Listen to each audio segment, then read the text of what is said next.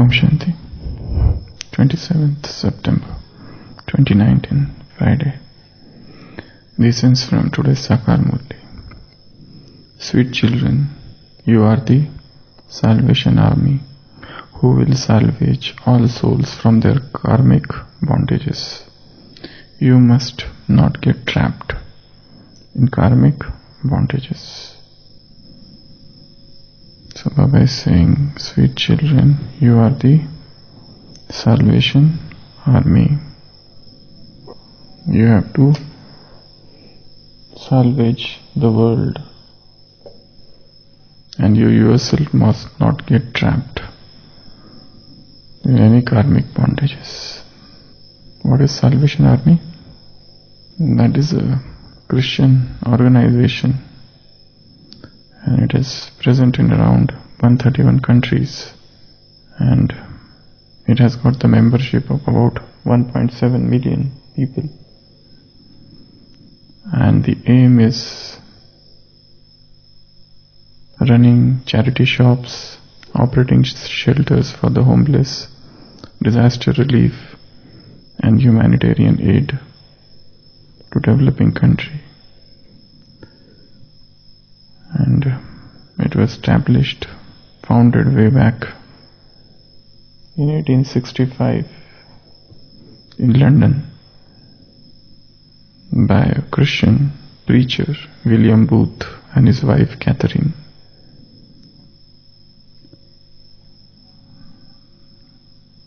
It provides a lot of facilities like charity shops, rehab centers for de-addiction, and they build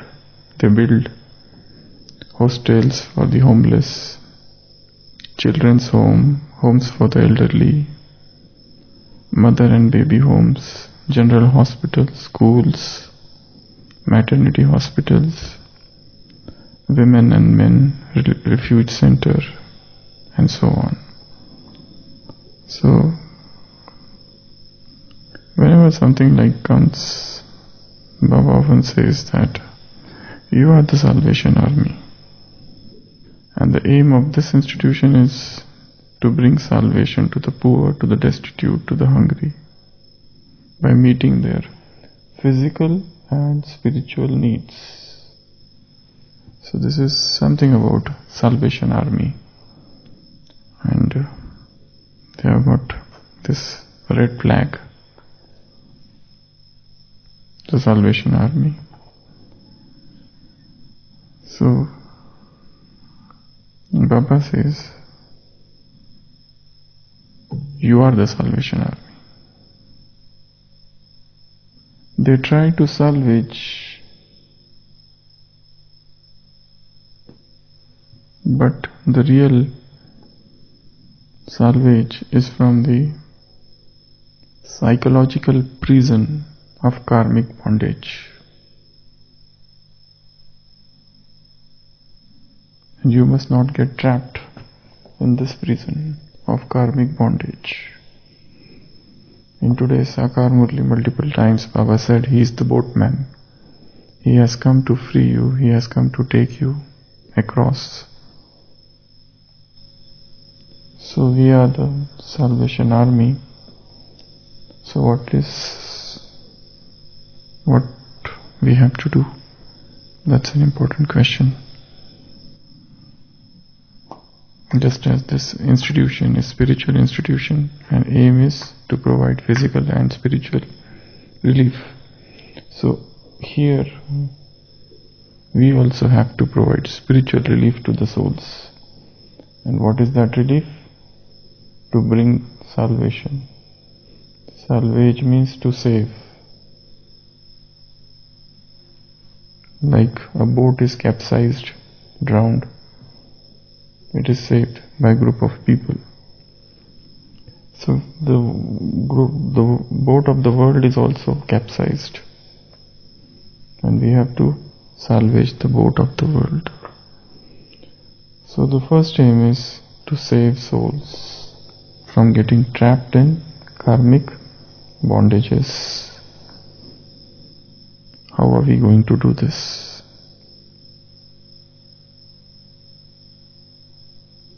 How should we do? Or what should we do in order to save souls from getting trapped in karmic bondages? Karmic bondages. This is the prison, cell, jail. And souls are trapped here. Souls are trapped in this prison. We have to save these souls. What should we do? Or how should we go about it? This is the prison of karmic bondage. How are we going to save them from karmic bondage? What are we going to do? Anyone?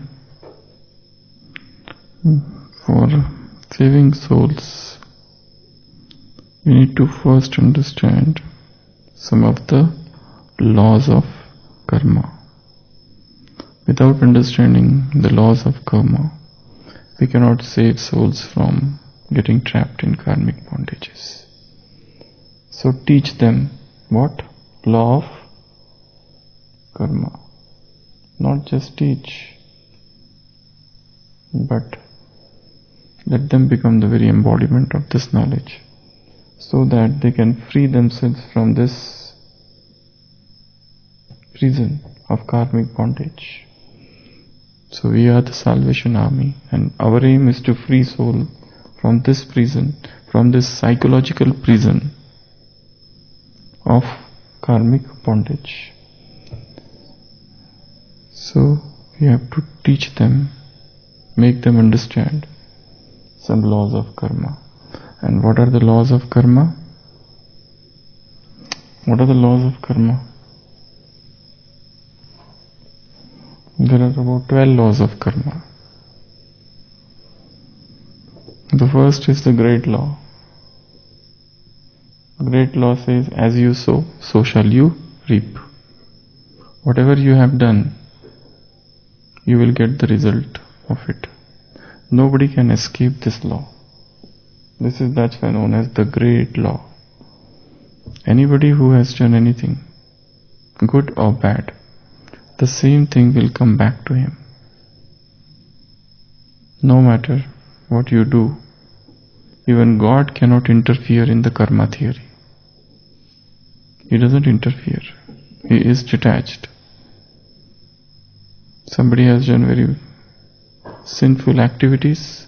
Now he is in the stage of repentance. But that doesn't mean that he will get free.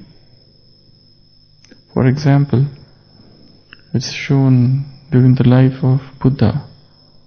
There was a robber, Angulimal, and he used to cut thumbs. And he had already completed.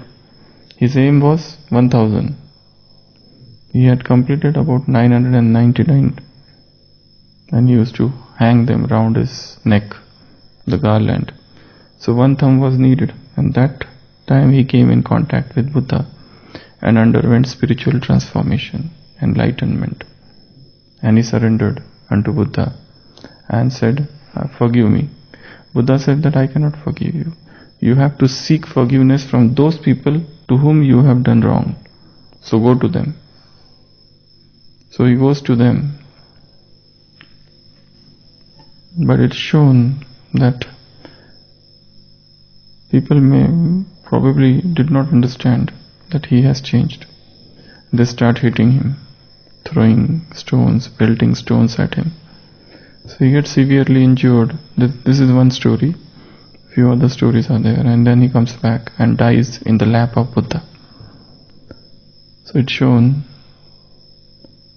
though he understood that he has done something wrong, but yet that understanding did not free him from whatever he had done in the past. So everyone has to reap the harvest. Everyone has to reap the fruit of what one has sown. So the first law of karma is this. Understanding this law is very important to remain free from the karmic bondage. That's why our actions should be elevated, as far as possible neutral. akarma. But you cannot reach akarma straight like that. You have to go through satkarma, good works, good deeds. So that's the first law of karma. The second law of karma is the law of creation. The first is great law. The second law is law of creation.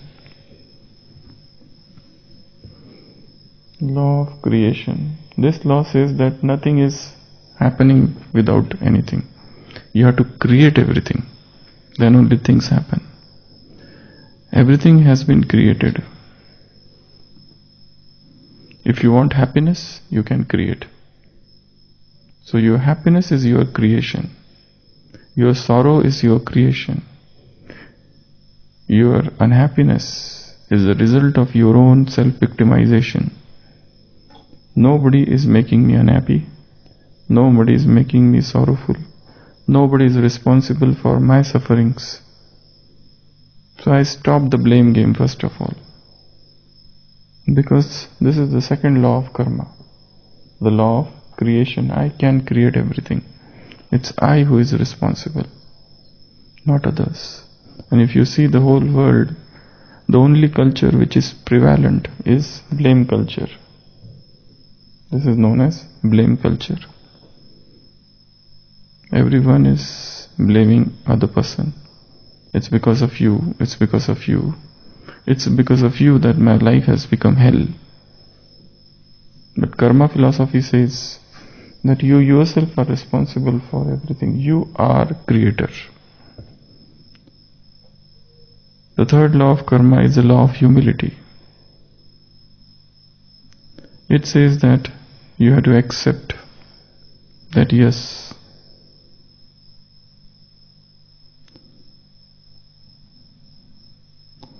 whatever that has happened is true till now. This law of humility says, if things have happened with me in a wrong manner, definitely I am responsible for it, and I must have that sense of humility to accept the things as they are, rather than resisting, rather than saying that, oh, this is not because of that. One has to become, sometimes one becomes a small child in the lap of karma, or a plaything, or a toy. So you have to accept, yes, definitely. With this acceptance will come, acceptance doesn't mean, humility doesn't mean that you accept defeat. But humility is a positive response, rather than that sense of negativity, where you resist everything, everyone. The third law of karma is the law of growth. This law says that we are always in the process of growth. Many people say that 10 years back we were better. Our stage was good. Now it's not good. Our effort, Purusharth was good 5 years back. Now it's not there. It cannot be like that. Because if you are here and now you are here, you have got this 5 years of experience here, which was not there at this point of time. No matter what experience, good or bad, but here you are grown-up person than what you were in the past. So the law of karma says that you are always growing in life. So don't have that feeling or keep on telling yourself that no, now I am not good. 10 years back I was okay, 5 years back my Purusharth, my effort were good, and now everything is wrong. I have fallen down. This is also an inferiority complex, or this is also mean feelings about oneself. So we are always in the process of growth. The next is law of responsibility. This is something, if anything wrong happens, I am responsible. That's overlapping. Another is the law of connection. Everything that's happening in the universe, everything is interconnected. You have to join the dots. If something has happened to me, really this is something related to something in the past. Everything, the whole universe is interconnected. Everything is interconnected. A man is about to enter his car. He opens the door and there is a dog sitting there, and the dog bites that man. He sits in his car, reaches his office. His boss is very much angry with him and he shouts at him. And this man then shouts at his junior. And that junior shouts to the sweeper who is there.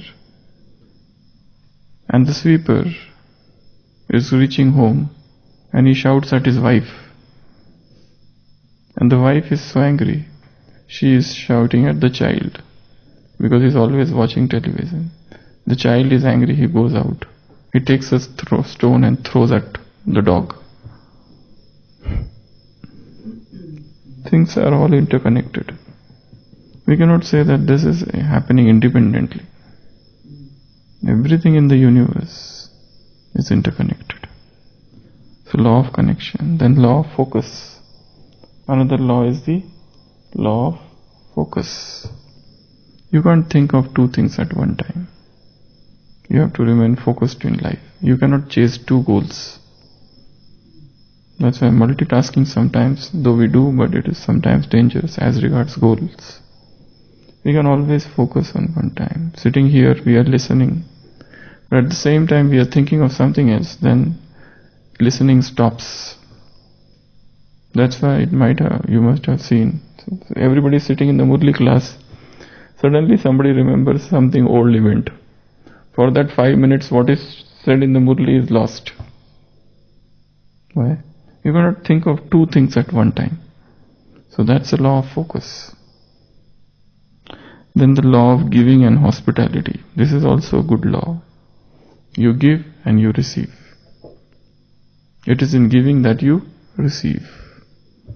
Law of here and now means to live at this moment. Law of now, present.